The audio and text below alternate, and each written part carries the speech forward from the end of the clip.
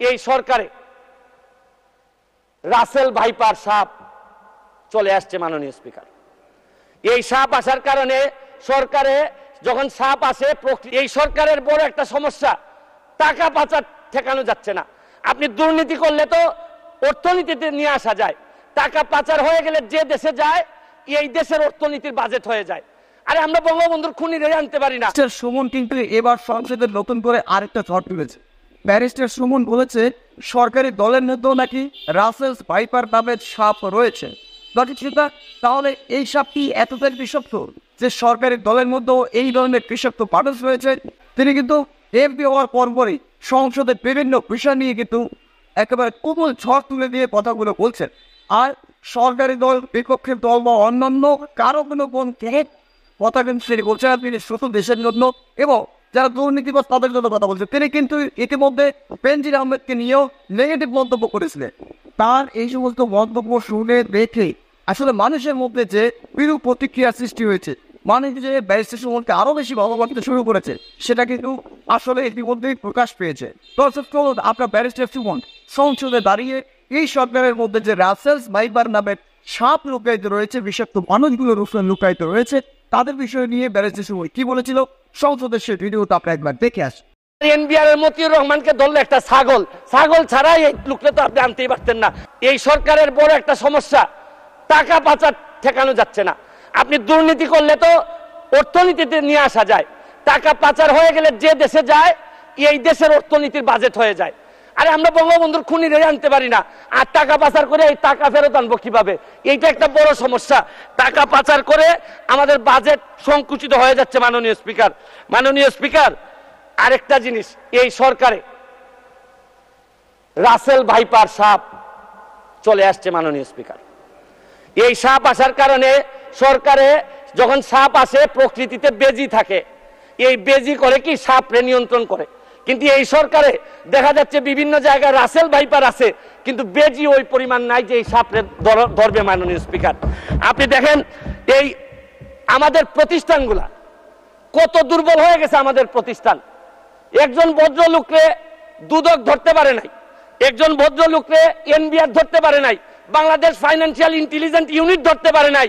আর NBR এর মতিউর রহমানকে ধরলে একটা ছাগল ছাড়াই এই লোকটা তো আপনি আনতেই পারতেন না। ছাগলের কাণ্ড হওয়ার কারণে আর ফেসবুক বাইরে 1 মিনিট বক্তব্য আপনার বরাবর অ্যাপ্লিকেশন আছে। আমি 247 ইনভোক করতেছি। এখানে 247 হচ্ছে কি আমার বিরুদ্ধে এখানে একজন মাননীয় সংসদ সদস্য আমার বিরুদ্ধে অভিযোগ দিয়েছেন। আমার আত্মপক্ষ সমর্থনের সুযোগ দেওয়ার জন্য, আমি সময় দেওয়ার জন্য আপনার কাছে দাবি জানাচ্ছি। মাননীয় স্পিকার, এখন আসেন আপনারা বেনজির কাণ্ড, মাননীয় সাবেক আইজিপি উনি এত বড় হয়ে গেলেন, মন্ত্রণালয় জানলো না, মাননীয় স্বরাষ্ট্রমন্ত্রী জানলেন না। এই বাচ্চাটা এত বড় হয়ে গেল, আর কিছুদিন সুযোগ পাইলে পুরা গোপালগঞ্জ কিনে ফেলতেন এই বেনজির সাহেব। তারপরে এইটার দায় এই মন্ত্রণালয় এড়াইতে পারে না। মাননীয় স্পিকার, এখন আপনারা কালো টাকা সাদা করবেন, আমার কোনো অসুবিধা নাই। যদি মনে করেন টাকা রয়ে গেছে, কিছু টাকা জমানো বা বিভিন্ন অলস টাকা রয়ে গেছে, এটারে সাদা করবেন, কোনো অসুবিধা নাই। কিন্তু এই সাদা করার মধ্য দিয়া বেনজির আর মতিউরের টাকাও যদি সাদা হয়ে যায়, আর এদের ভবিষ্যৎ প্রজন্ম উত্তরাধিকার, আদর্শের উত্তরাধিকার যারা, তাদের টাকাও যদি সাদা হয়, তাহলে এই সময় শেষ, 1 মিনিটে শেষ করুন। মাননীয় স্পিকার, এরপর আমি বলতে চাই, মাননীয়, আমি সিলেটের মানুষ। আমার সিলেটে আমি যখন বক্তব্য রাখতেছি লক্ষ লক্ষ মানুষ পানিবন্দী। আমি আপনার মাধ্যমে মাননীয় প্রধানমন্ত্রীর কাছে দাবি রাখতে চাই, একটা হাইড্রোলজিক্যাল একটা রিসার্চ করেন। আমাদের এই পানি আগে কখনো বন্যা হইতো না, এইরকম 22-এর বন্যা, 24-এ বন্যা, আমরা একেবারে দেবে গেছি পানির নিচে। মাননীয় স্পিকার, এইটা জানা দরকার যে আমাদের এই ভারত থেকে আসা পানি কোথায় কোথায় বাধা পড়ে, এইটা দেখতে হবে। মাননীয় স্পিকার, অনেকে সন্দেহ করে মিঠামইনের রাস্তাও আমাদের এই দুর্ভোগের কারণ।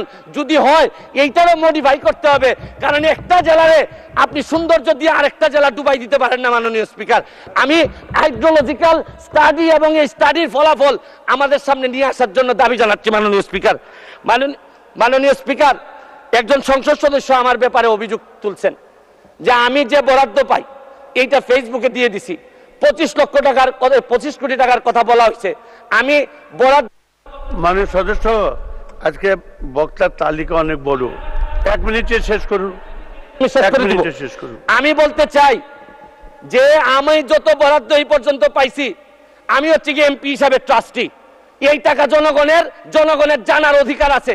আমি ফেসবুকে দিয়েছি, হয়তো প্রকল্পের জায়গায় টাকা বলছি, কিন্তু টাকার মধ্যে কোনো ব্যবধান ছিল না। কারণ নতুন জেনারেশন আপনি যা বরাদ্দ পাবেন তা জানতে চায়, এবং আমি বিশ্বাস করি বঙ্গবন্ধুর আদর্শের সৈনিক হিসাবে আমি এই ট্রান্সপারেন্সি আমার মধ্যে এটা থাকতে হবে, এবং আমি এই কথা বলি আমি আমার এলাকার এমপি হয়েছি। মাননীয় স্পিকার, আমি মাননীয় প্রধানমন্ত্রীকে চিনি। আমার একটা বিশ্বাস, সব দুর্যোগের মধ্যেও উনি আমাদেরকে পার করাবেন। কারণ আমাদের মাননীয় প্রধানমন্ত্রী বঙ্গবন্ধু কন্যা, উনি এমন এক পাখি যিনি ডালের উপর বসেন ঠিকই, কিন্তু তার ভরসা ডালের উপর না, তার ভরসা পাখার উপর। কারণ বিশ্ব ব্যাংকও ভাবছিল যে ডাল ভেঙে উনি পড়ে যাবেন, পদ্মা সেতু বানাইতে পারবেন না, কিন্তু ঠিকই ডাল ভাঙার কারণে পড়েন নাই, নিজের পাখা দিয়ে। দর্শক, ব্যারিস্টার সুমন দত্ত খুব মারাত্মক একটা বিষয় তুলে ধরেছে, খুবই মারাত্মক একটা বিষয় তুলে ধরেছে। তার এই মন্তব্যে আপনি কি বলতে চান সেটা অবশ্যই আমাদের কমেন্ট সেকশনে জানিয়ে দিতে হবে। আর পরবর্তী ভিডিও পাওয়ার জন্য অবশ্যই চ্যানেলটি সাবস্ক্রাইব করে রাখবেন, বন্ধুদের মাঝে এই ধরনের ভিডিও বেশি বেশি শেয়ার করে দেবেন। আজ বিদায় নিচ্ছি, ইনশাআল্লাহ দেখা হচ্ছে পরবর্তী কোনো ভিডিওতে। আল্লাহু হাফেজ।